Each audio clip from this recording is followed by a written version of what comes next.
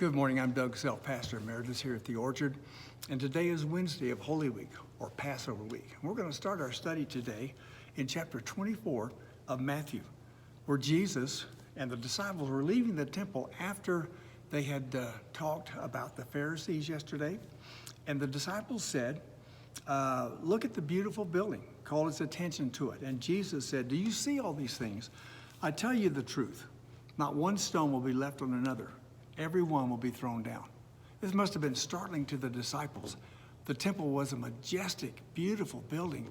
It had been in existence several hundred years, but Herod had refurbished it and extended it. Hardly anyone could imagine it being destroyed. And yet, 40 years later, Titus Vespasian and the Roman legions attacked Jerusalem to put down a rebellion of the Jewish people. And after they had breached the walls of the city, and this was Passover of AD 70, fighting their way through the town and to the temple. Over 1 million Jewish people were killed, and after they had completely destroyed the Jerusalem walls and the temple, 97,000 were taken as captive, and several hundred were taken as slaves to Rome. As Titus Vespasian closed in there on the temple, they began overthrowing and tearing down the walls and burning everything they could. They wanted to destroy all remnants of the Jewish faith. Today you will see on the Arch of Titus in Rome a relief carving of the menorah that was taken from the holy place of the temple in Jerusalem, along with the bread of presence.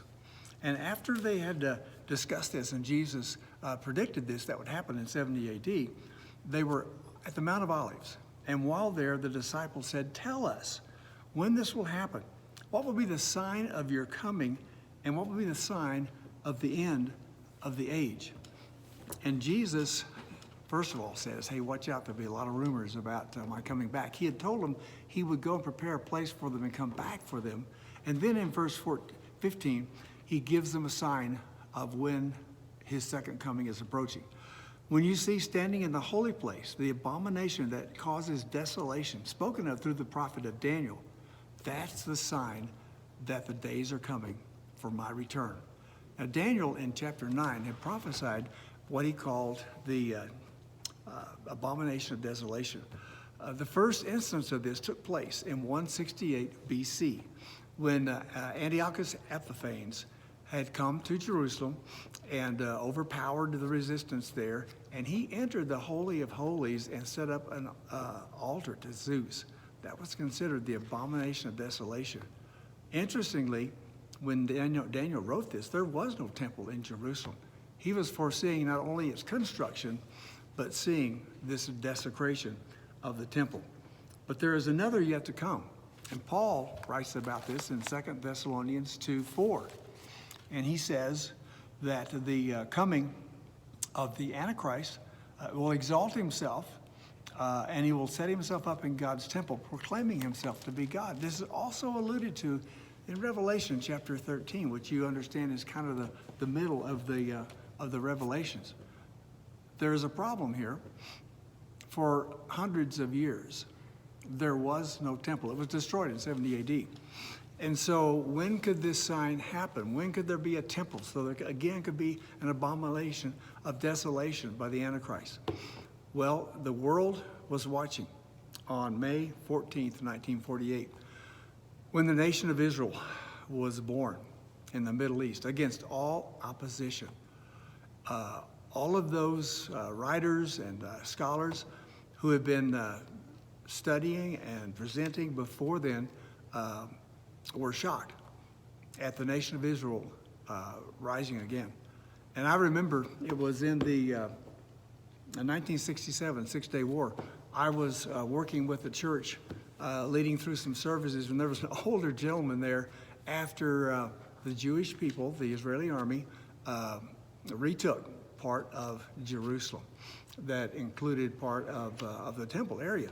And this older man said, well, I'm not buying any green bananas because this is a sign of things coming.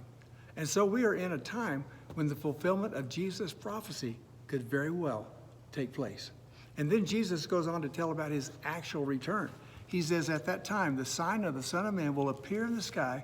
All the nations of earth will mourn. They will see the Son of Man coming on the clouds of the sky with power and glory.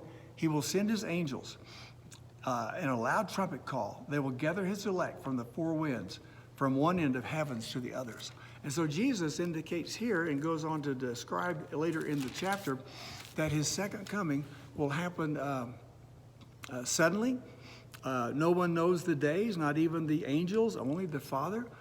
But he says that things will be going on about as normal, and all of a sudden, the Son of Man will appear in the sky. And he says, keep watch. He says, like you were a manager of a household, treat people right. Keep things straight. He tells two parables, one of 10 virgins, and 5 were not prepared for the bridegroom's coming, and they got shut out. And then of the talents, where the owner left 3 of his men with varying degrees of money to invest and came back. The idea here is take care of business, watch out, and be doing what God would have you to do during that time. And then finally in chapter 25, verse 31, he says, when the Son of Man comes in glory, all the angels with him, he will sit on his throne in heavenly glory. The nations will be gathered around him. He will separate the sheep from the goats. Now, how will they be separated? And Jesus says, come here, you righteous, because what you have done, you're blessed. Enter your inheritance. I was hungry, you gave me something to eat. Thirsty, you gave me something to drink. I was a stranger, and you invited me in.